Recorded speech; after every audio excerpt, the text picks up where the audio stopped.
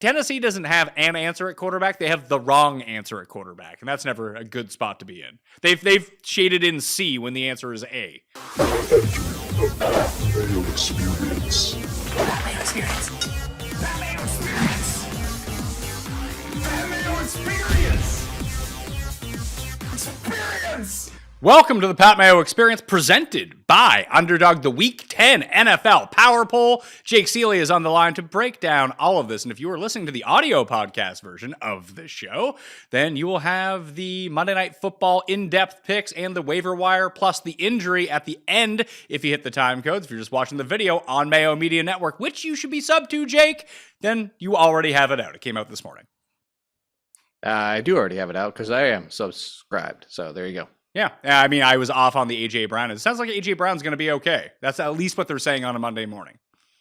They are, but I mean, you have the Twitter doctors of the world that, I wasn't actually saying that, coming for them. A lot of them are often right. I just meant, we're still basing it off, going off video. And it seems like people think it might be more along the T. Higgins, where it could be 2 to 4-ish weeks, at least a game. But it sounds positive right now. I'd be hesitant to expect them out there this week. Well, let's get to tier 1 of the power poll. Unfortunately for me, my number 1 team does not play until Monday Night Football. So Kansas City remains in the top spot. If they lose, I guess I have to put Detroit at number 1, don't I? That would be the only switch because, there you go. Tier 1. Yeah. Kansas City and Detroit. I'm with you on that one and would have the same 2 in the same order because Kansas City still hasn't lost yet. Is Kansas City going? They got to get got at some point. Maybe it's tonight against the Bucs. I don't know. They are 9-point favorites, so it would indicate to me that they are probably not going to lose this game. But it just feels like they're going to get a sucker punch from someone when we're least expecting it. Yeah, because if you look at the schedule, they still have Denver twice, which I'm not saying Denver's better than or even close to their tier, but the last one's week 18, the very end of the season. They might be resting their entire squad, so you lose that one. But if you want to say even before then, at Buffalo, but it feels like they'd be ready for that. At Carolina, Las Vegas, Chargers, 2 weeks in a row, 2 divisional opponents. Maybe you get got by them. In Cleveland, Houston, at Pittsburgh, they're going to get caught somewhere. I wouldn't be surprised if they lost 2 down the stretch just because it's what you and I keep talking about. It's the Golden State Warriors from their championship runs. They're more concerned about the playoffs than they are trying to go undefeated. Well, what was it, the second year after they won their first title, they won the 72 games the next year, then lost to Cleveland in the finals. And they were like, yep, enough of this. I'm not doing that again. Yeah, exactly. So they just coast all the way. They don't care if they're the 1, 2, 3 seed. Obviously, the Chiefs want the 1 seed given the way that the playoffs are for the football, but they're not. As we've been talking about, they've been basically, I'd say they ramped it up a little bit. They're not kind of playing C- C ball anymore. Now they're kind of more like C plus B minus, but they're still not playing their A game. So I have a theory on why Detroit is not going to make the Super Bowl. Would you like to hear it? Yeah, I actually would. Well, there's always the outs that they lose one of these games because teams in the NFL lose. That happens. But I want to know your reason. I think they do too much dumb shit when they don't need to, and it's going to cost them.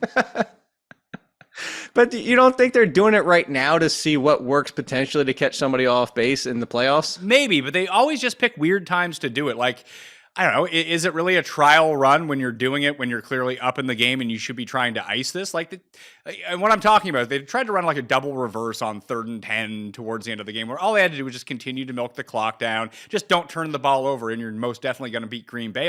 It adds that element of chaos and it's worked out really well for them. I'm not going to say it hasn't because that was one of the first times that it hasn't worked out, but it just seemed like such an odd situation to start running a trick play when you're up in a game in terrible weather. Why? Why are you making that decision?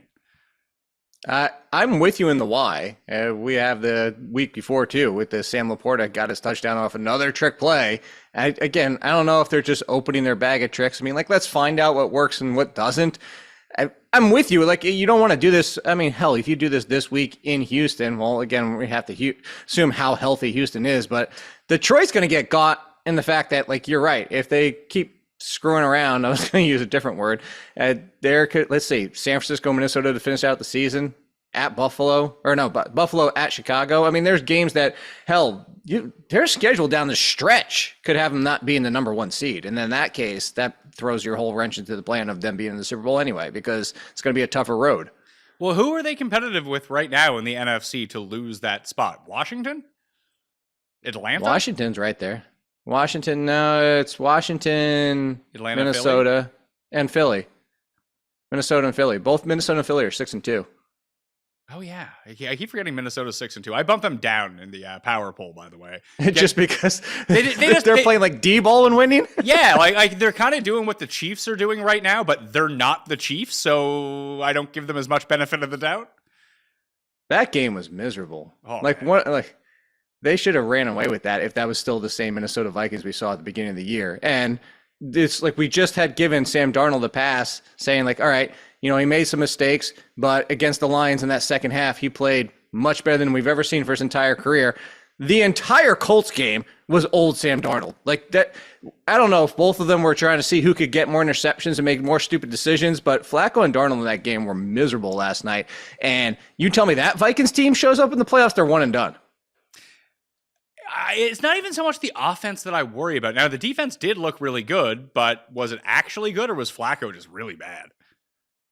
I think it's a mix of both. I think this is what you brought up a while ago. This is what we asked Alec Lewis on SiriusXM. He covers the Vikings for The Athletic, and the fact that Brian Flores' defense at some point in the season seems to kind of take a turn where people are like, all right, this is how we beat it. And it's all speculative because there's nothing like we can like point to specifically and say, this is it. It's not like the Jared Goff thing from years and years and years ago that we've talked about where the defenses were disguising what they were doing until the headset clicked. It's not like we can point to something and say like, oh, they're specifically doing this against Flores' defense. It just seems to be more vulnerable as the season goes on. It still played better in last night's game. Again, is it Joe Flacco and the offense made a lot of mistakes, or is it? I think it's a mix of both. I think Flacco made mistakes, but I think the Vikings defense looked better than it did against the Lions. So Jared Goff is currently third in the MVP behind like Lamar's a favorite, Who cares? Allen's a favorite, then it's Goff. Is there any chance that Goff could win this? Like even playing how he's been playing recently, like I mean, how many times has he thrown for over 29 pass attempts in a game so far this season? Like once? No, and actually I tweeted yesterday by the fact that, like, remember how ridiculous the line was in Lamar Jackson because nobody wanted to pick the repeat MVP back with, like, LeBron James in basketball, and now he's the clear... Unless Lamar Jackson gets hurt, he's taking this. Like, it's just his at this point. Ooh, I do think it's a coin flip between him and Allen because I do think there would be some fatigue that if it was close enough, they would just default to Allen because he hasn't won one. That would be my logic. But that's the problem. Yeah, no, you're not wrong in your logic, but that's the problem with the MVP award in general. Like the 1 year Derrick Rose won it for the NBA. Should have never been Derrick Rose. That was just fatigue for LeBron James at that point. Yeah, let's see. Yeah, one time. It was against Tampa Bay in week 2. He threw 55 times in that game. I guess the way that you can swing it is if there's not one place you can point to with the Lions, if they end up 15-2 or 14-3 or whatever it might be, and they continue on this roll and they're the clear dominant team in the NFC, that you got to give someone something it would feel like from that team. And it's unlikely Dan Campbell wins Coach of the Year with some of the other upstart teams that we expected to be bad that are really good.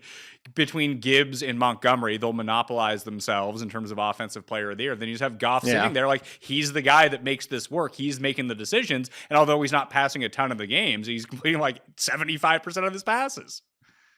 He is, but then do you go back to the argument of Josh Allen doing it with lesser weapons or like, a rookie second year option and Cooper's not even in the mix yet. So like I could see your argument about Josh Allen. Like if you told me it's not Lamar and it's the fatigue that makes him lose it, which is still stupid. I'm not saying you're saying that. It's just a stupid take for people to have that opinion. Like, oh, well, I'm not going to repeat for the same guy. Because no, if he's the best, he's the best. So let's take your argument and say, if not him, then who is it? I would actually take Allen over Jared Goff for those reasons. I think that Allen's going to get a lot of benefit of the doubt because people thought this would be a down year for the Bills. And frankly, although they're pretty high up in the power poll, not like super sold that the Bills are awesome. I don't think they're awesome. I think, Lions, put on that tier, but I still have more reservations about them than I do the Chiefs. And the fact that the Chiefs are still not playing their best game and they're still undefeated. I would agree. And if you look at the Chiefs' schedule, many difficult ones left. No, they just have some divisional games, which you could always got just off an off week, as you brought up before. So I think Bills, I don't know, what's your next tier? Because I feel like the Bills are in there with the Eagles, the Commanders, Ravens. Like, I think that's kind of group. I have there next. I have a tier of 3 at tier 2. I have Baltimore at 3. They were 3 last week. Buffalo at 4. They were 4 last week. And I elevated Washington to number 5 from 7 a week ago. That's my tier 3 right now. The Eagles are too disjointed for me. Maybe I will see this game on Thursday night in next week, I think. Washington and Philadelphia to kind of battle it out for the top of that division. But Philly looks too anemic at times. And like they let Jacksonville get back in that game over a 2-minute stretch. Like Jacksonville shouldn't have been anywhere. Jacksonville's game plan to begin against Philadelphia was so horrendous. They're so poorly coached. Yet somehow Philly kept him around the entire time. And if they do end up missing A.J. Brown, we saw it earlier in the year. Their offense kind of sucks without A.J. Brown. And that's where I'll agree with you on that. Like if they don't have A.J. Brown, I think they're in the next tier, clearly. But I honestly think that they have some pieces of our chief argument to them, is that the fact that this team, not one given week, feels like they've been clicking on all cylinders, having everybody healthy, having everything going well. That the beginning of the season to now, their secondary is definitively playing better. It's not shut down, but it's playing better because you have 2 really young players and your top corner and talent is a rookie. Not a shock. It takes some time for these guys to develop at the NFL level and not give up everything that they saw at the beginning of the year. I feel like somewhat of the Chiefs argument that this isn't the true Eagles. Like if we get the real, and I know if I said that, it might not happen because AJ Brown banged up again, but if we got the real Eagles, I think they deserve to be on this tier. Like you tell me the Eagles, and again, I would say it's an if, but if they win enough that Washington game in the playoffs becomes in Philly, I would still take Philly. And that's where I kind of lean with this, is that I would still take Philly at home over the Washington team. Although the Commanders at home, I think you have a kind of a toss-up there against the Eagles. And that's why I would say that I think the Eagles need to be in this tier. I'm not doing it with them right now, mainly because I saw what happened to if we're going to give the Chiefs the benefit of the doubt, which we both are, and everyone is, as we should, Philly doesn't get that after what I saw at the end of last season. Like they might just malaise their way to a pretty good record and then just get beat. They're very reminiscent of Minnesota right now. Okay. And I'm not going to disagree with you too much. I think we'll get a big answer the next 2. It's not just Washington in 2 weeks. It's the Dallas Cowboys in Dallas this week. And if you can't go into Dallas and beat that team the way that team's running right now, that might not even have Dak Prescott this week, then that's going to be really telling about the Eagles. Yeah, like they need to go blow someone out. I mean, Dallas isn't even good. Like they should blow out Dallas. I think they're 7-point favorites. Even with Dak? Yeah. Yeah, let's see. You're not wrong. I very much doubt Dak plays. Like a hamstring injury is not good for anyone. If that game is even close without Dak Prescott, then I don't even know how you put the Eagles in the tier behind this then. But I mean, as long as they continue to win games, their defense is looking a little bit better. Like they're starting to get more comfortable, shutting everyone down. It's just that offense just goes cold at times, which is really, really strange. Which is, really strange when you have Saquon Barkley, Jalen Hurts. And I think it comes down to the wide receivers, as you brought up. No A.J. Brown, huge difference maker, as is some of the wide receivers like Nico Collins, Justin Jefferson, Jamar Chase. You lose one of those wide receivers. Honestly, at the Bengals, T. Higgins, kind of.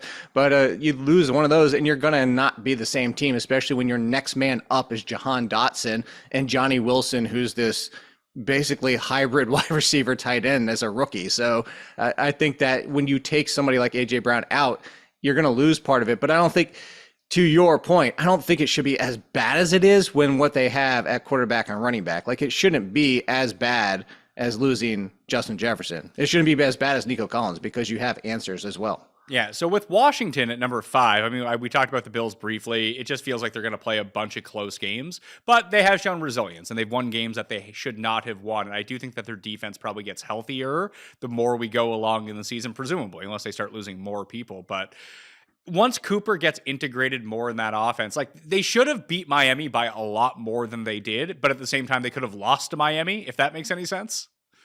Yeah, it does. I know what you're saying. Yeah, like when Coleman let the ball go through his hands, you get the interception inside the 5-yard line, the Allen penalty gets called back. Like they scored those touchdowns, which they should have, because the holding call, that was a nothing burger. I don't even know what the call was on that. Then they're up in that game and they can play as front runners and really push it down. But although they move the ball so well a lot of the time, sometimes it really does. Like, it's a lot like the Eagles in a sense, where sometimes they just like, yeah, Josh Allen just seems like he should be running downhill here, either on the ground or through the air, and they just get stopped, and it's really strange. Like they don't have that big play offense that you would expect a Josh Allen team to have. It's a lot of dink and dunk type stuff. I mean, what was yesterday's completions like in the 5 or 6 range on yards per completion? And to your point about this, and I don't think Amari Cooper is really going to fix that. I think just finding a balance in this offense, although, James Cook seemed to be having a great stretch and then kind of went quiet in this game as well. And interestingly enough, like we were talking about, the Dolphins secondary has been good, not great. It was had to do with some of the opponents they faced, but it kind of turned back yesterday. But was that more about the Dolphins and getting up for a game in Buffalo, or is that just what you're saying? Is that inconsistency there? So look, the Bills are going to be in the conversation. Their defense, I think that's their biggest issue, is the defense is good against the passing game. It's abysmal against the run game. And I call me crazy. I'd almost rather be bad against the pass game than bad against the run game. Just in today, because it's so easy that like once you give that up, because so many teams play 5-6 man coverage, and that if you're bad in the run game, it's just you're going to give that to teams anyway. You're actually today's NFL. We've talked about this in the preseason. Today's NFL is asking teams to run at this point, and if you can't stop it, I mean that's the only reason that Miami even kind of stuck around in that game. I'm surprised run more, because what they have, like 22 carries between Achane and Mostert for 120, 30, 40 yards or something like that. It was like they had no problem running the ball. I think on a week-to-week basis, you're right, but it reminds me a lot of those old-school Tampa Bay Rays teams and the Phillies teams that went 5 deep in their rotation. It's like, oh yeah, of course they're going to win like close to 100 games.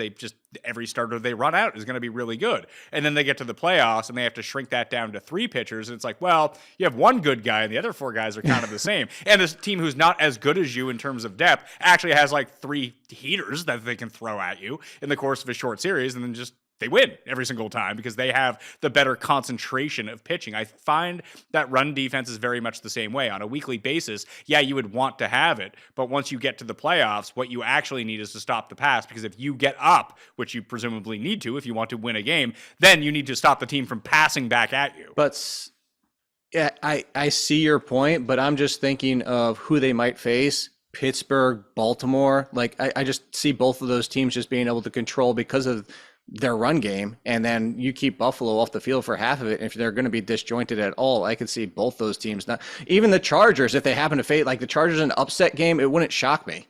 I can see it. Washington we're going to figure out basically everything we need to know about them over the course of the next 10 days or so. They're at home against the Steelers, then at the Eagles. If they go 2-0 through there, I mean, they're probably the team behind the Ravens at this point. I mean, the last step up in class that they had was against the Ravens, and they lost. And, they lost by 7. They did a good job of containing Lamar, but Lamar passed all over them. And the offense wasn't quite clicking as we saw. But that was the first time they really did take that big step up. Should they have lost to Chicago? Yeah, they got a Hail Mary to win the game. But they dominated Chicago the entire time. It was a lot like yesterday.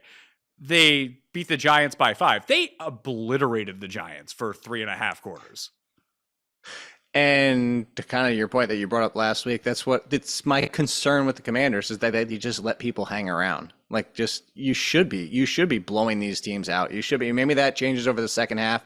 The one thing I do really like about them, at least for their playoff hopes and who they face going forward, is why I had a feeling they were going to have no problem with the Giants, is that the loss of Jonathan Allen, I thought was going to be more significant than it is they still just get pressure after the quarterback. It's something we've continued to talk about with only 4. And it's kind of the old, like the comparison we made was the Giants Super Bowl years, is that they had that 4 or 5 man rotational rush, and it just made up for the secondary deficiencies.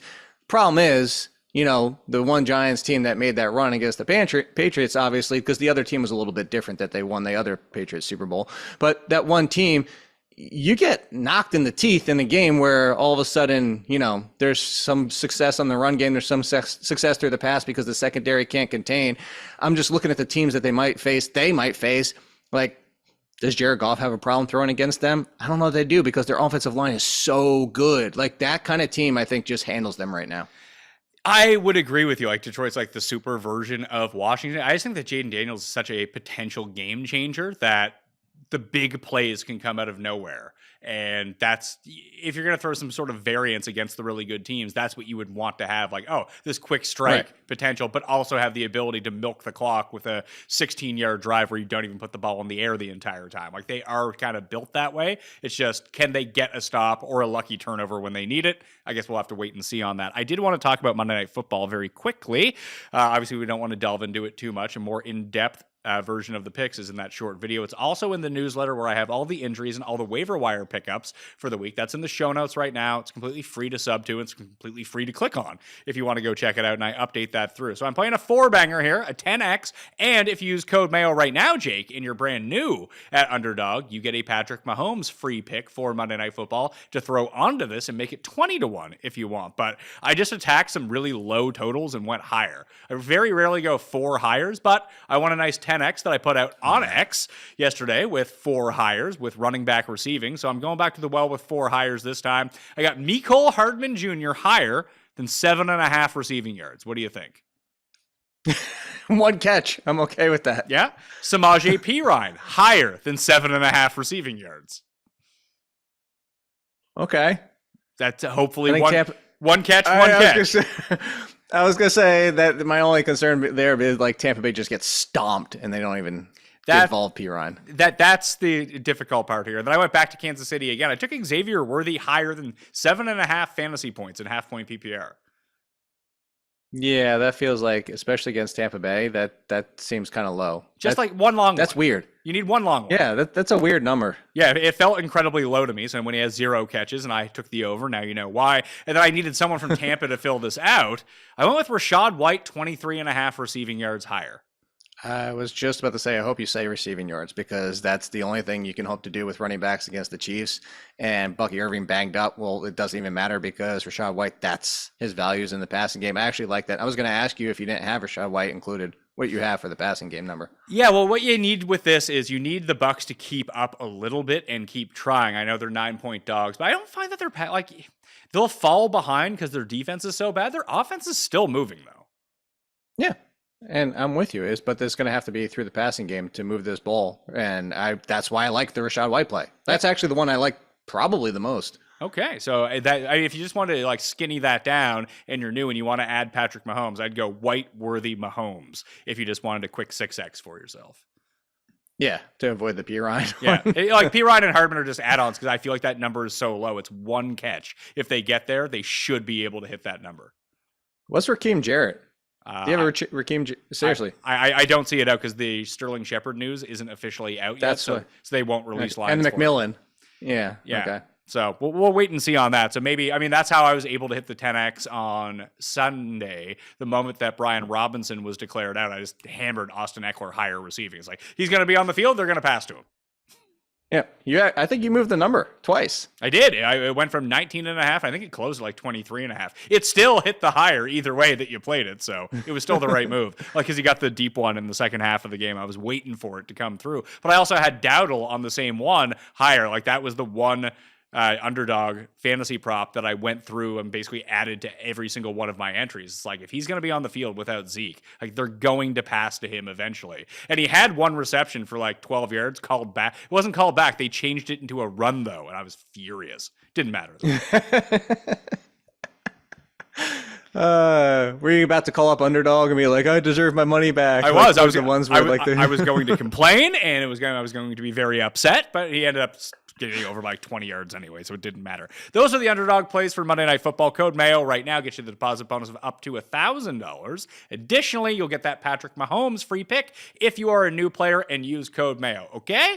If you see yourself in a lot of the guests on the Pat Mayo Experience, it probably means you're not getting enough nutrients in your diet.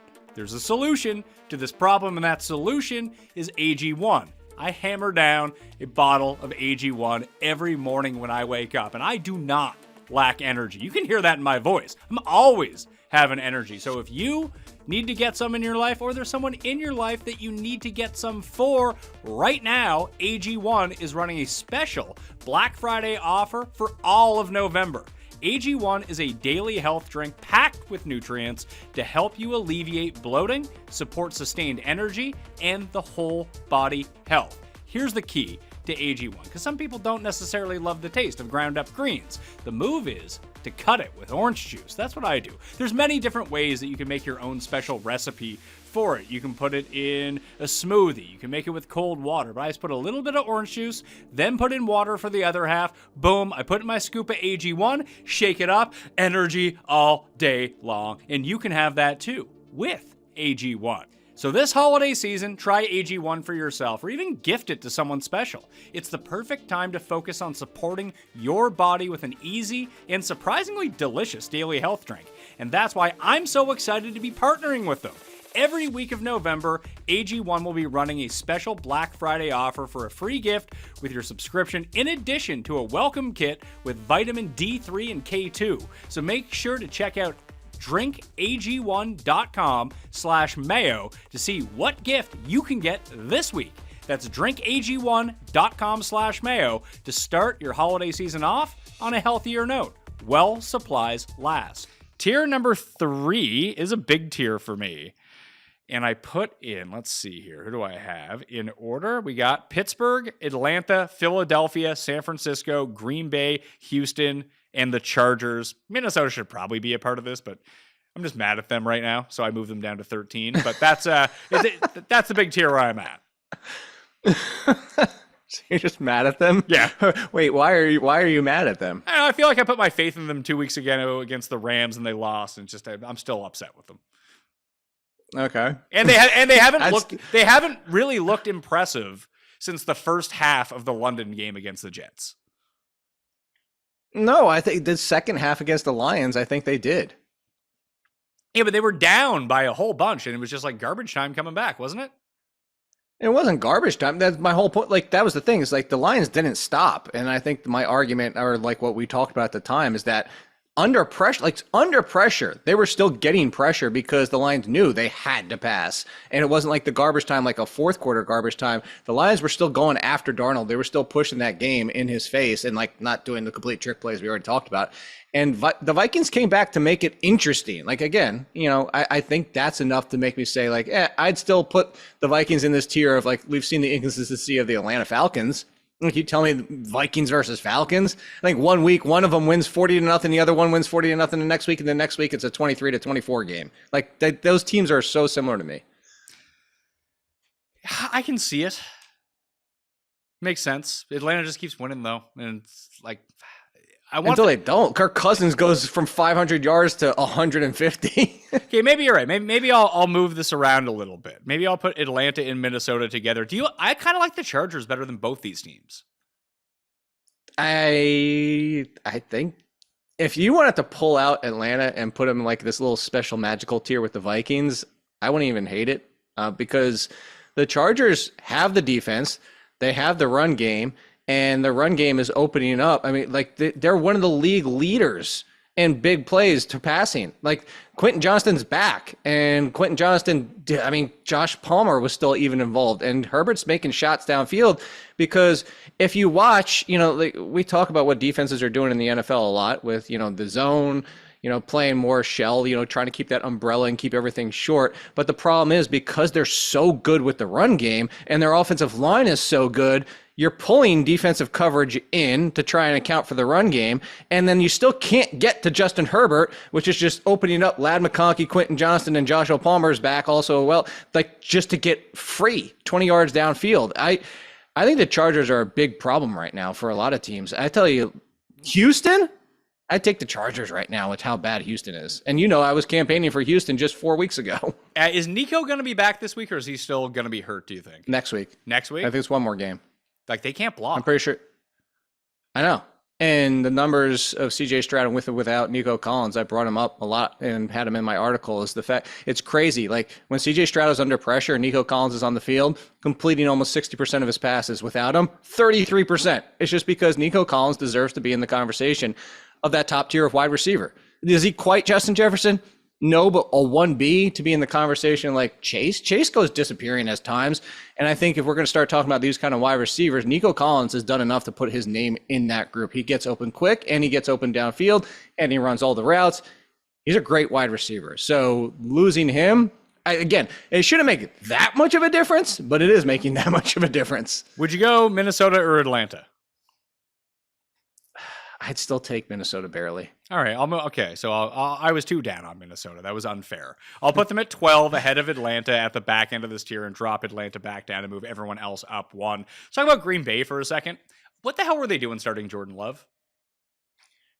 I did my wraparound podcast, and that was the first thing. Like when I said the Packers game, I said first thing, this is exactly why I said there's no way I see Jordan Love playing this game, because it's stupid to play him. And you saw why. He was not 100%. He's not 100% in the weather on top. Like, how do you have a groin injury and you're like, yeah, go play out in the weather like that? Like, he was.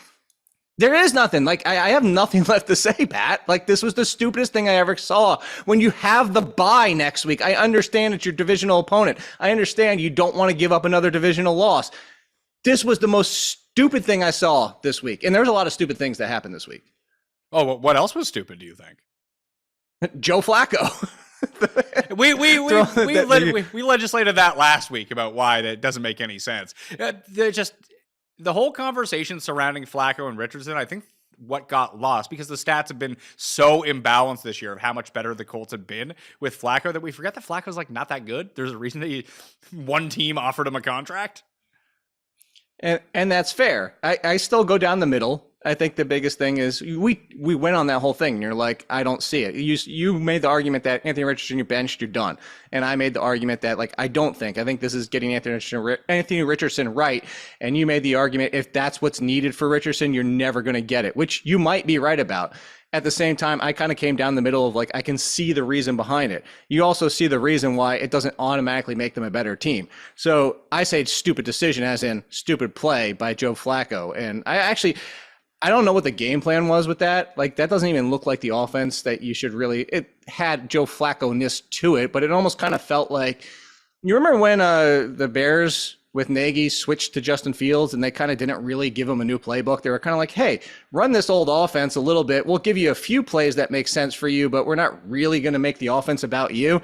It kind of felt like that's what the Colts did. It's like, here, we're going to keep some aspects of the Anthony Richardson offense and not really tailor this to what the limitations of Joe Flacco are. And I think that's part of the reason. So that's why I say stupid. I just think the Colts just made a stupid move all around. If you were going to do this, switch the offense to Joe Flacco's offense.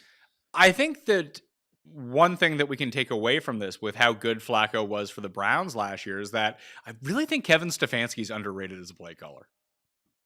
I agree with you. I just think that Stefanski was going to go down, unfortunately, as the scapegoat and what's something that they wouldn't let him control, and that was keeping Watson at quarterback. I think you're seeing it now. Winston had a really bad game. Oh, yeah. Yeah, like Stefanski, I mean, there's only so much you can put on him when everybody wanted Winston, but let's not pretend that he doesn't have his own flaws. Similar to the Joe Flacco situation. Yeah, it's better, but it's still not great. Like, there's still issues here. You mentioned about the Chargers and protecting Herbert. Herbert's actually having a very underrated season, and I don't think that many people are, outside of Jeff Feinberg, are noticing how good he's been. The Browns got to him 6 times on Sunday, though. I was surprised about that. But the Browns have a better defense than people realized, because the magnifying glass was on Watson and the offense the entire time. Yeah, it's not as good as it was last year. Like, last year they were elite. No, it's now not. They're like kind of slightly above average, but they still get to the passer, I guess. I want to say slightly above average. I still say above average. I don't know. It's a good defense. I don't know if they have a back end. I mean, you just saw the Chargers. I know the Chargers score long touchdowns, but they were just dicing them up in the secondary. So they don't have a badonkadonk? They No. just have a regular, just a flat end on the back? They got a pancake ass. Pancake ass back end of the defense is what you're looking at with the Browns right now. Atlanta, Minnesota, Chargers, slightly on the rise. I am worried about Houston, though. They're lucky they're in that division. They're very lucky. That offensive line, again, I don't know that Nico Collins automatically makes this better. It will be, given the numbers and what we see with CJ Stroud, but I don't know that it's going to be 100% fixed. I'm surprised they didn't make a bigger play at wide receiver for Deontay Johnson, although there's still a few names left out there. Who? But I just don't think. Well, that's what I was about to say. I don't think any of them are going to fit what Deontay would have brought that lost Stephon Diggs, because the names are Mike Williams. Doesn't really replace the same situation anyway. Like, you're just bringing in a worse Tank Dell. Like, and again, they're physically not the same, but you get my point there. Adam Thielen, what's even left at this point? He's not doing the same thing Deontay is for Stephon Diggs. And Darius Slayton is not Stephon Diggs. Like, that's not the role. Again, Slayton's a lesser Tank Dell at this point. So, like, the names that they're throwing out there, I don't think fix the issue. I think Thielen would actually make a ton of sense for them. Do you really think Thielen has anything left? I think he has something left to contribute. He's better than Xavier Hutchinson and Michi Premier III. Like, these guys are terrible. He's better than Robert Woods, but that's not saying much. But like they're giving Robert Woods, like, you need someone to replace Diggs. You can put Thielen in the slot, let him maneuver around. He can still run crisp routes. Like, in the one game that he played with Dalton before he got hurt, he was electrifying. I was just thinking about the second half of last year and how quickly he fell off. He But did. maybe the fact that he's been out, he hasn't been playing, so he's got some of that juice left. There you are. And what do you need him for on this team? They were asking Thielen to essentially be the number one in Carolina throughout the course of all last season. Like, he was getting 12 targets a game over that stretch, and he got burnt out because he's an old man. But what you need on Houston right now is someone who can run a crisp route to be where you know they're going to be and to catch a ball, which he can do. Like, you don't need him to have 7 for 131 on 12 targets. You need him to basically be 4 for 41 on 5 targets and throw them on third down. Okay. I mean, he convinced me a little bit. I just think that over what they have, a veteran presence, someone reliable is what they need at the moment. You know what the answer is, actually? The better Adam Thielen. Go get Jacoby Myers. Yes, if they're willing to give up Jacoby Myers, absolutely. I don't see why the Raiders would want to hang on to him. I don't know what the Raiders are doing. I tell you what they're doing. Everybody's like, fire Antonio Pierce. What is he doing? Like, he's tanking.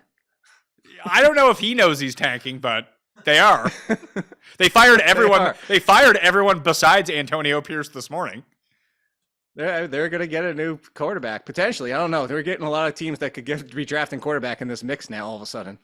Well, yeah, the Saints are the big one who fired Dennis Allen, too. We'll get to them in a second. But tier 4 for me right now. So I've elevated Minnesota into the tier above this. So the graphic will not reflect that. I got Bengals, Bucks, Cardinals, Rams, and Colts. The Bengals are basically the Broncos right now. It's just they're flashier. They just beat up the crappiest teams in the league, and we're expected to take them seriously. Every good team that they've played, they've lost. And now they play Baltimore on Thursday night. I think they're going to lose again. I would tend to agree with you. I was going to say, I'm looking at this group, and I'd still throw the Broncos in here. I know they just got obliterated by Baltimore, but it is Baltimore, in Baltimore. A rookie quarterback, which we all expected, like, had the hesitancy of him going in there. But you tell me any given week that the Broncos defense and they have a decent game couldn't beat half these teams. I'd take the Broncos over the Colts right now. Maybe. The Colts D is still not all that bad. So I think all things being like, they're pretty close. Like, I have them pretty close. Maybe I have the Colts in a tier too high. But with Denver, we just saw them get outclassed, and they've been outclassed a lot like Cincinnati. But again, they're less flashy about it because they're all defense, and Nix is okay. But every time they've taken a step up in competition, they've gotten smoked. Sure, but I don't feel like they're that different of a team, honestly. I think that you tell me in Denver, I'd take the Colts, or I wouldn't take the Colts. I would, and even in India, I think it'd be more of a toss-up. That's where I'm going with it. Maybe so, but we'll see what happens with the Broncos now. They get they play the Ravens, they get waxed. They play the Saints and Panthers, they look really good. They only lost by 7 to the Chargers, but they were getting obliterated that entire game and scored 2 late touchdowns. They beat the Raiders, they beat the Jets in a game where they scored didn't they have negative yards of offense at one point in the first half? They got crushed, but they beat the Bucs. The Bucs was the good win that they had. I have to say, the problem is I don't feel like we're getting the answer on Denver until next week, because now they had to Kansas. Like, who did that to Denver? You get Baltimore and Kansas City on the road in back-to-back weeks, but then they get the Falcons. That's it. I think that the Falcons test is like, okay, where do these two teams stand? And will be a kind of a telling one, because isn't that at home? That in Denver? It is in Denver, and we'll get the actual answer in 5 weeks when they host the Colts in Denver. Oh, so there you go. So we'll say I'm not super bullish on the Broncos. I mean, they are one of the few teams from down in this tier that I feel like can kind of just upset anyone on a random game, but it does feel like they should beat the bad teams, competitive games against the mediocre teams, and just get smoked by the good teams. Okay. And that's fair. And Nick's, I mean, listen, I like, it's funny. There were two fourth down plays on Monday that I feel one was a good call, one was a really bad call. And Denver went for it, I think, 3 times in the first half on fourth down, and them not getting it the first 2 times directly led to touchdowns for Baltimore, and that got them so far behind. But one of them, they took a shot on fourth down, which is like my favorite thing in the world, and they had a man open downfield. Bo Nix just overthrew him. It was a clear, like, 50-yard touchdown on fourth down. They don't get it, then Baltimore immediately comes back and scores a touchdown. That's the end of Denver. I like that aggressiveness in the play calling, but in the Carolina and New Orleans game, on 4th and 4, with Derek Carr needing to drive to get back into field goal range to win the game, their 4th and 4 play was like an up chuck down the field into double coverage. I don't know what the fuck that was. That was a terrible call. I think that's more what it was, though. It was like, what the hell was the call? I think that's... Oh, I am saying, but like, I like the idea of going, like, the whole idea of throwing it deep on fourth down in those like short situations that you usually catch teams off guard and there's just a man running wide open down the field, or at worst, it's a 1-on-1 jump ball, not a 1-on-2 jump ball. When you're down your top 2 receivers, like, what was that? I don't know. I'm trying. What was the one? That's you had me thinking in a different brain path here, because I was trying to think what the one yesterday. There was a really. It wasn't the Broncos. There was a really bad fourth down yesterday. Was it a fake? It was the fake punt. Who ran the fake punt yesterday? They saw this guy throw in practice, right? That was the slowest wind up, and then the ball like came out like 5 miles an hour. I was surprised they even made it there. He throws like I do left-handed. Who was that? Who was the Cowboys? Who was that? It was Anger, the Cowboys punter. Yeah. Okay. Trying to remember. That was brutal. I remember watching that. I was like, was that real, or did they like? I waited for the replay because I wasn't sure if it was like a bad snap and they had to improvise on the spot. I wasn't expecting that to be an actual play call. I thought it got tipped, like how poorly it was thrown. I was like, no, it wasn't. It was a terrible pass. So Cincinnati, I have at 14. Again, they just beat the bad teams and lose to the good teams. That's what we've seen so far. Do you think the Buccaneers are a dead fish? Like, even if they lose to Kansas City, we expect them to lose to Kansas City. But do they have any chance of rallying here? I think they do. Mike Evans will be back 2 weeks. Week 11, sounds like, yeah, and then next week. Here's the thing, and I was looking at this yesterday because I'm with you. I went down a different way where it was like, oh man, Tampa Bay is about to be done for the year, and because they got Kansas City, and then they have San Francisco next week, and then they hit their bye. But here's the good thing: you get Mike Evans back after the bye. Giants, Panthers, Raiders, Chargers looks bad. Cowboys, Panthers, Saints. They're not done. They have one bad game after their bye. I wonder if I can find to make the playoff odds for them. Between the two of them, they actually get the Giants in Week 12. The Giants and the Buccaneers have 2 of the most favorable passing game schedules for wide receivers and tight ends and the passing game going the rest of the year. The Giants, as of right now, depending on what you look at, are number 1, and the Buccaneers are like right there with them. The Bucs are 2-1 to make the playoffs right now. There you go. I'm wondering. You might want to wait. You might want to wait. See the one lose the next 2 games and end up being 4-6 heading into their bye. Yeah, and just taking a look at the NFC right now, if we extend out to the playoffs, they are currently 8th. They are 2 game. They would fall to, if they go to 4-5, they would fall to 2 games behind the Packers. So they still need to catch up an incredible amount of games is the problem right now, because the top 7 outside of the NFC West team are all at least 2 games ahead of them if they lose. Yeah, but you don't think they could go 6-1 down that stretch and you get Giants, NFC, Carolina division, Dallas NFC, Carolina division, Saints division. So they have NFC and division games down the stretch to be like they go 6-1 and they only lose that Chargers game. And again, they could get tripped up any given week, but the Buccaneers with that schedule, I think could easily go 6-1. You would really need either Minnesota. You need one of Philly, Minnesota, or Green Bay to fall off, or Washington, I suppose. But Washington already is at 7 wins, and well, that's why they'd be a long shot bet. Yeah, that's why they'd be interesting once they hit the bye, because that's the way it makes it worth it. Like maybe next week after losing to Kansas City, it's not going to be as worth it.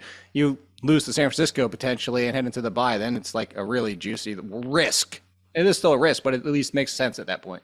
No, I would tend to agree with you. So we talked a little bit about Indy, the Rams, and Arizona. Are you buying Arizona at all? I just can't. No. I don't trust them any given week. I also don't trust the Rams. The Rams are Jekyll and Hyde. I don't trust them either. I don't think either one of them makes the playoffs, honestly. Like, because this division is so clogged, I think it's just one team makes it. and I'm with you. I think is the 49ers, as they get healthy out of the bye, assuming it's Christian McCaffrey is back, Debo's okay.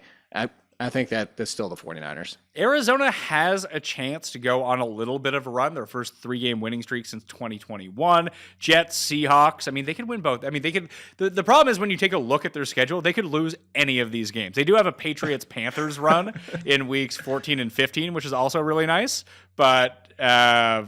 You tell me you wouldn't be shocked if they went 1-1 in those? I wouldn't be shocked. I mean, they should win those games.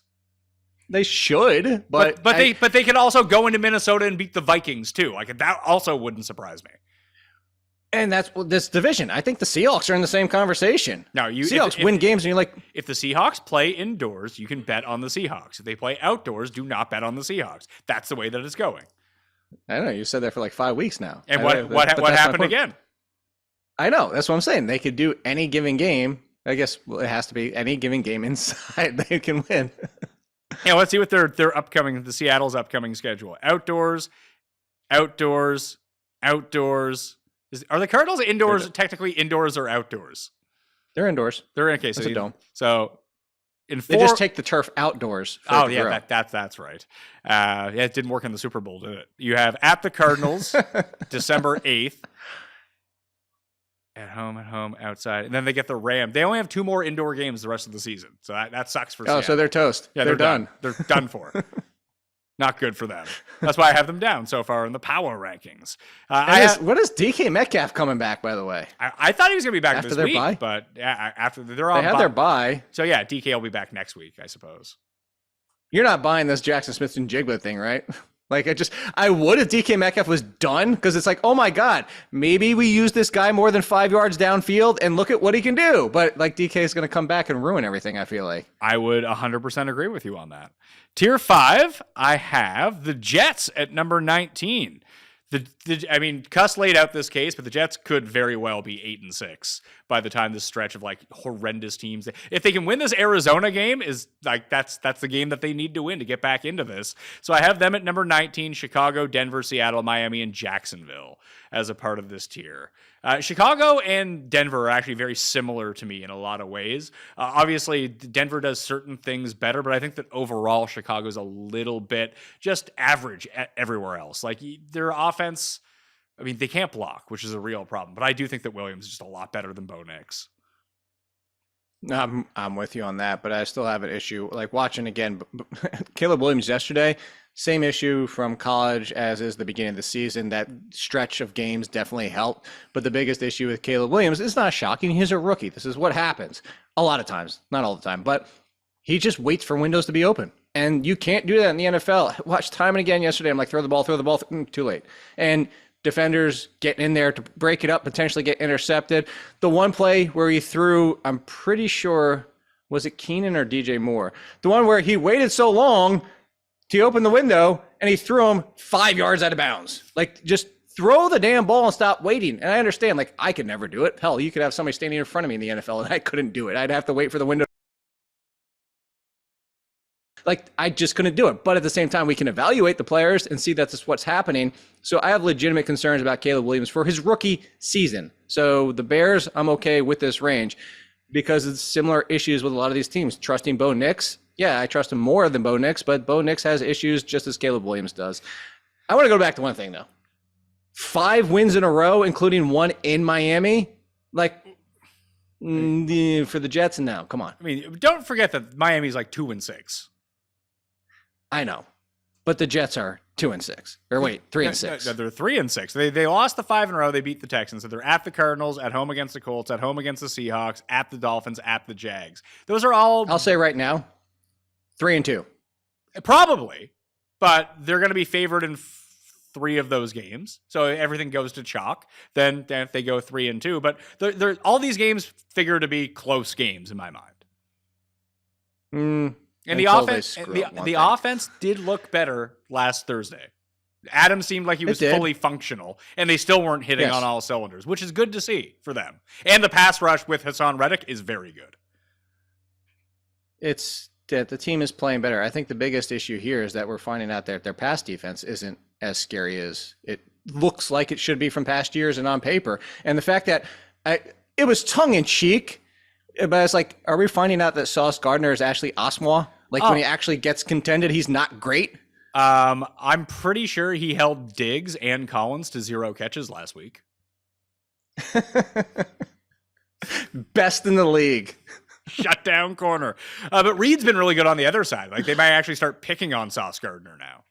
I was just about to say, like, I don't know that Reed hasn't been the better corner this year. I mean, statistically, he has been.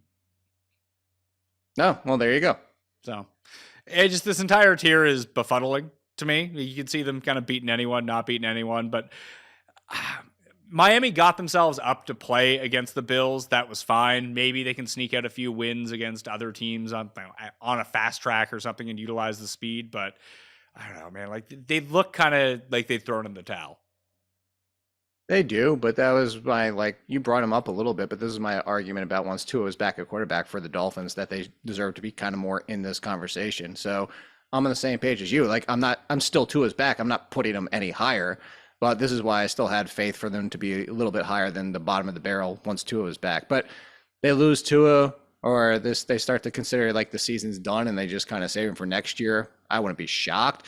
The only interesting thing I'll say for the usage so far is that Waddle did get his touchdown, but banged up again. And I feel like that's their biggest issue, is that Waddle just can't get on track because he can't stay healthy this season. Like, it's making the whole, it's kind of, you know what? They're the worst version of the Eagles. Yes. I think that's exactly. Yeah. That's a good call. And then you have Jacksonville. I have at number 24. It's a tier above some of these other teams, but you could easily put them in the next tier down. They're not very good. Oh, their defense is trash. And their offense is good literally for 5 minutes a game. I thought you were going to say 5 minutes at a time. So, yeah, I don't disagree. It usually does come in clusters when it turns out to be okay, but just no faith in it. Like, Trevor, where would you, like, just, we don't need to go through all the quarterbacks, but if you had to rate Trevor Lawrence in actual skill level and performance amongst all starting quarterbacks in the league, what is he, like 20th? We've been doing this for too long. I was about to throw out probably around 20th was the number I was going to say.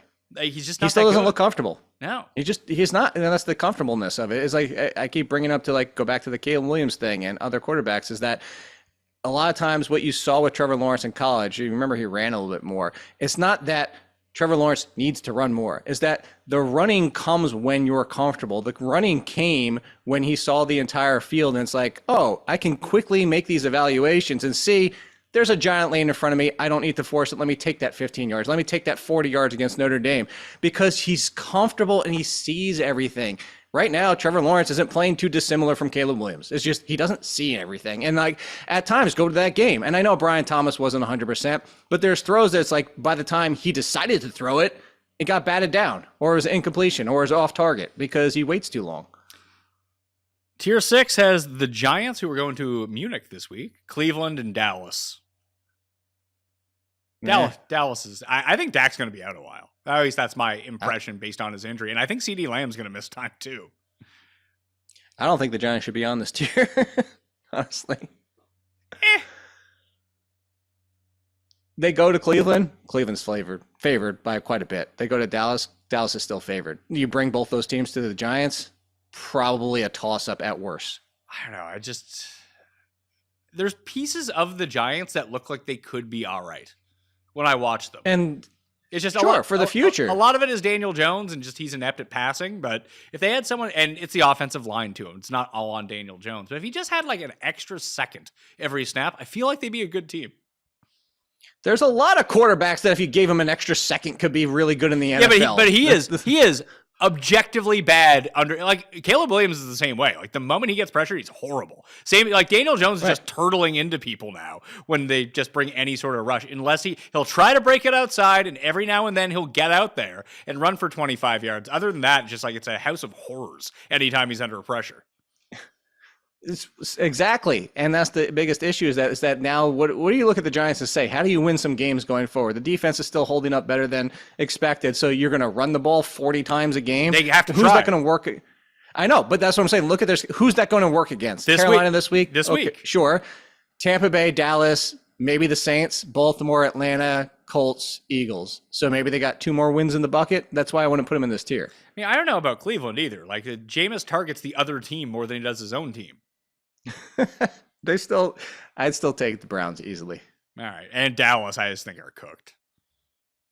They're probably. I mean, if Dak and Lamb aren't hurt, then maybe not. But if they are, like they weren't good with those guys. We got to get Giants Cowboys the middle afternoon. Good thing we're all going to be on tryptophan and carbs and falling asleep during that game on Thanksgiving. Yeah, it'd be one. That's a nice afternoon nap game. Yeah, there you go. I just realized that was the afternoon game. Who does Detroit play in the early game? Is it Chicago? Is it Chicago? I don't know. I can check right now. I'll tell you. The early game, yep, Chicago at Detroit, and then the night game is Dolphins at Packers. Ugh, none of those are really that great. The Bears might make it interesting for a while. Hopefully that's the case. But Detroit's been steamrolling. Like, I know that the score doesn't reflect that against Green Bay, but they steamrolled Green Bay. Oh, they did. If you watched it, they did. Tier 7, Vegas, Tennessee, and the Patriots. As I mentioned, Vegas fired all their coordinators. Like, their OC is gone now. Do you think Desmond Ridder ends up starting for them? I actually do. I think he does too. I mean, why not? Yeah, I think that's as good of a case as any. Like, Minshew was so bad. And at least, I mean, it was an absolute garbage time down 30, but at least he was moving the ball okay. Yeah, Desmond Ridder moved the ball at times well with the Falcons too. And I mean, it's just the fact that Desmond Ridder is no real different than like the Heineke's and trying to think like those kind of quarterbacks where it's like, yeah, you know what? Maybe we can squeak out a win or two because our defense is strong enough and the offense can do enough with him. But this is why they're backup quarterbacks. So I'd take him over Zach Wilson. Sure. Tennessee is at 29, New England at 30. Obviously, these teams just played each other. They went to overtime. I would rather be New England right now for the future, though. Yes, I would too, because they have the answer at quarterback. I don't know if they have the answer at quarterback. They have at least like some jot notes to form an answer at quarterback. Could have the answer at quarterback. I do think like this is what we're seeing from Drake May, and the Patriots were on the same page as a lot of people, including myself, is that Drake May needed some time to sit and learn in the NFL. And some people said a full year, but we at least saw the fact that even right now that they took that time and now he's playing, and he's playing with definitive warts and questions, but you're seeing the progression with Drake May. The issue right now is they don't have a clear answer for who their number one wide receiver is. They have lots of potentials. They're like, I feel like if you look at their wide receiver room, it's like, oh, that's a bunch of 4th and 5th round wide receivers. Maybe one of them can be something. Yeah, they're the guys that you'd be hoping that the Texans had as their 4th and 5th guys. Be like, oh yeah, they're capable to plug in. That's actually someone the Texans could go get. Demario Douglas, go get him, or Kendrick Bourne. Kendrick, I like Demario more than. So do I, but you could get. I Kendrick still think Bourne the answer is free. Myers. Myers is probably the answer. I don't know if the Raiders let him go though. Why? Because the Raiders are weirdly stubborn about these things. Like, if you were the Raiders, I get that Max Crosby wants to be there forever. Like, shouldn't you leverage him into 1st round picks? Well, you can. You should, but they won't. You're not, like, I know. It's just Tennessee. I don't have an answer. Tennessee doesn't have an answer at quarterback. They have the wrong answer at quarterback, and that's never a good spot to be in. They've shaded in C when the answer is A. It's a good one. I thought you were gonna say C when there's only 2 answers available. She's like wrote in C and shaded it. Tier number 8. New Orleans and Carolina. I still have Carolina as last. Like, they got massively outgained. Like, they should have lost the game, yet somehow they won. I think, honestly, you just bring up Tennessee, and it's only one game, but I think you saw the glimmer of, hey, you know what? If Bryce Young can just be slightly lesser Kyler Murray, maybe we do have a temporary, not long-term 10 years down the road, but a temporary answer to build around for a few. Like, we don't have to overhaul the entire team. Break. No. What? For Bryce Young? Yeah, because here's the issue with Bryce Young. He sucks. Yeah. There's the one problem. He's not any good. Like his finger paintings. Look, Kyler Murray is in the same boat. We know this about the NFL. Like, the height issue is an issue. But Drew Brees was short and made it work. Bryce Young, not. Kyler Murray making it work a lot of times, but not all the times, because the biggest thing about Bryce Young is he doesn't have pocket presence. That's something like a lot of quarterbacks as rookies, and even like, again, now he's in second year, but takes time to develop because he has to step into the lanes to be able to see downfield. He has to step in to lanes that most quarterbacks could see over top of, but he's short. He needs that. That's going to limit him. But what I was saying, and maybe I'm just trying to wax poetically about how he could be good, but I watched some of that game and he did it at times. There were signs that he realized, you know what? I can't just kind of extend plays. I need to extend plays or move into pocket to where I can see the wide receivers downfield. There were signs of it. I'm just saying his career's not done, in my opinion. I think there's hope. No, pass. He's going to get lit up by the Giants this week. That's not good. I hope the Panthers win this game. I mean, you're no longer a Giants fan. As a closeted Giants fan, you hope they get the better 5% left. Yeah, 5% left. That, like, if I could just get a new quarterback. If they would have taken Jaden Daniels or Drake May and made a trade up to get one of those, I would have come back around on the Giants. Just the answer. You know this. I told you. As soon as they drafted Daniel Jones, I'm like, I'm done. I'll see you when a career is over. Do you think Daniel Jones has a career as a backup? Oh, yeah. Like, is he a guy who kicks around for 10 years as a backup on teams? Somebody will trick themselves into being like, oh, man, if emergency break glass, like he could step in and run an offense and be competitive. Like, if we have talent around him, but it'll be like a competitive team. Like, you don't see him being like, you know who he is the perfect backup for? The Bills. I could see that. I thought you were going to say the Ravens. No, not at all. Like, there are certain backups that make a lot of. Who is the back? It's Josh Johnson is the Ravens backup right now, right? Yeah. I feel like they could use Why a better. Not hand it off and run yourself? Yeah, that's what the Ravens just they could do that. I just see that. Like, I want to bring this up about Drake May too. Like, dude needs to stop initiating contact when he's running. Like, he's trying to do that thing that Allen did his first few years, where he's trying to like truck people. Like, he's just going to sustain a concussion again, or dive head first. Yeah, he did that a couple times too. Just need to ease up. Like, you don't need to get to the 100 yards. Rushing. Maybe that's what send Daniel Jones to the Patriots so he can teach May how to trip and fall before anybody hits him. There you go. Keep yourself healthy, Drake May, so you don't have to use Daniel Jones. He can teach you how to do that. There you go. There's your answer. Who did you see this? I know nothing about this guy that the Saints promoted to be their head coach. Rizzy? The Rizzle? He's got Rizzle? Yeah, they got the Rizzler. He's their new coach. He brings the boom to Derek Carr. Get him out of town. Darren Rizzi? Yeah. I know he was a chance to be the head coach for the team at one point. Well, now he is. I think he was through the process. Oh, there you go. I will have to say, I don't know a ton about Darren Rizzi. That's his first name, by the way. Do you think that they can only get better from here, I would anticipate? Yeah, with what? I don't know. They've lost 7 straight games. If they win 1, they're doing a lot better. They don't have Chris Olave. I wouldn't be shocked if Chris Olave doesn't miss most, if not the rest of the season at this point. I would guess that, yeah, he's probably just out. Right? So Rizzi, before the Saints, he's been with the Saints since 2019. And before that, he was with the Dolphins. So he's also not good. That's the thing. His entire career has basically been mostly special teams. New Haven, Northeastern, special teams. Linebackers coach, New Haven head coach, Rutgers, special teams. Miami Dolphins, special teams. Saints, special teams. He's really good at special teams. That's what I know. All right, and let's see where the Saints rate right now in terms of DVOA at special teams for the year. I bet you it's not good. Although Shaheed has like a few return touchdowns, so maybe that's bumping them up a little bit. Let's see here. New Orleans is 6th in the league in special teams, so maybe this guy is the answer. He's the Allen Iverson of special teams. Hey, it worked for John Harbaugh. That's true. Hey, maybe he's got something. No, they have nothing left. Probably not. Like, if Derek Carr got benched, wouldn't shock anybody. They don't have Chris Olave. I don't know, ask Michael Thomas what he wants to do. Did you see that whole thing yesterday?